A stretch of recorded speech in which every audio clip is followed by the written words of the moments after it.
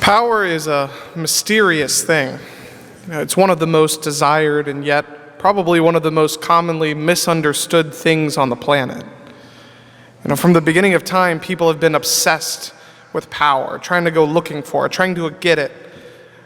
And when people had a poor understanding of how the world worked, and they didn't really understand, the science of it all, they just figured that a lot of gods must be controlling a lot of different things. And these gods must have this power ascribed to them then.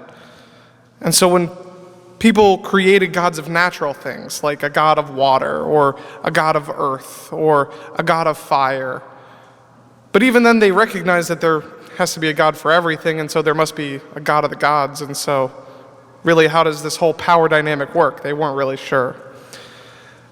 But in their minds, these gods would wield their power and affect change on the world.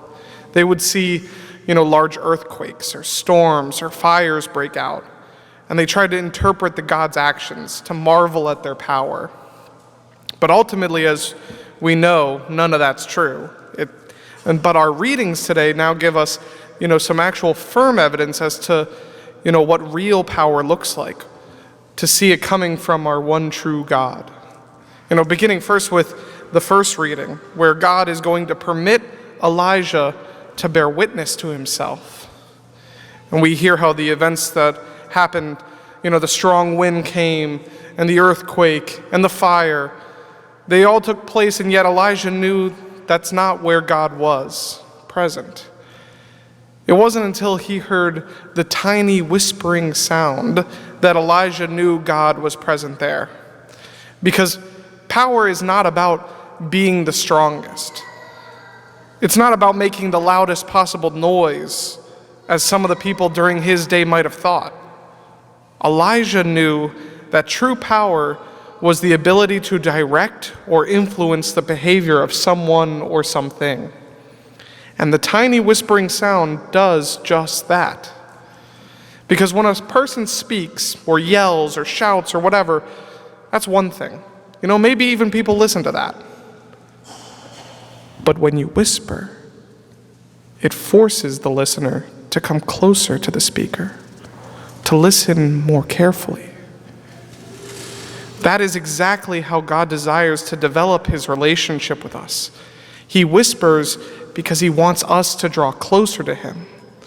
He wants us to listen more carefully to the words of life that he speaks to us. And when we see this play out in a very real way in the gospel, where Jesus is walking on the water. The apostles are in a boat on the sea in the middle of a storm that is so violent it's just tossing them around. The storm and the waves are crashing all around them. They're screaming at each other, trying their best to just survive. When all of a sudden they see Jesus walking on the water, they're terrified until Jesus speaks to them and tells them not to be afraid. But Peter has this desire to confirm this, to come to him on the water. And Jesus simply says, "Come." Notice the gospel says he said it. He spoke those words. He didn't shout them.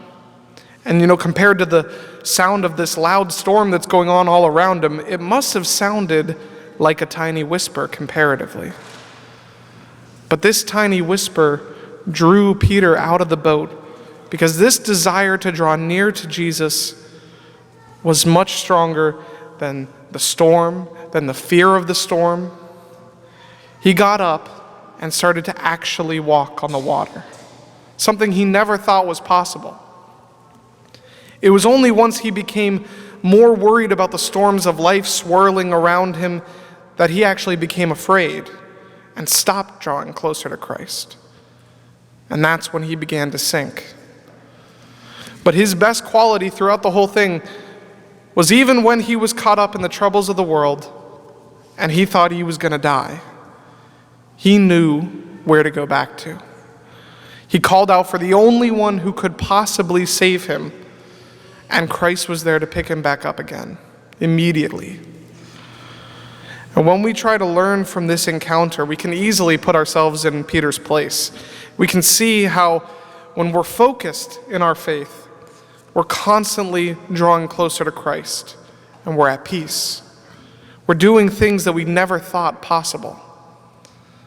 It's only once we get caught up in the temptations of the world and too focused on the anxieties of life that we realize that now all of a sudden we're sinking. We're falling away from Christ. We're headed towards our own death and destruction. We chose it.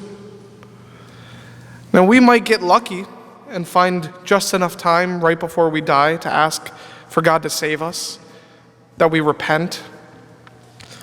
But it would just be much easier to keep walking on the water, to keep walking towards Christ, to stay focused on him and continually draw closer to him the whole time.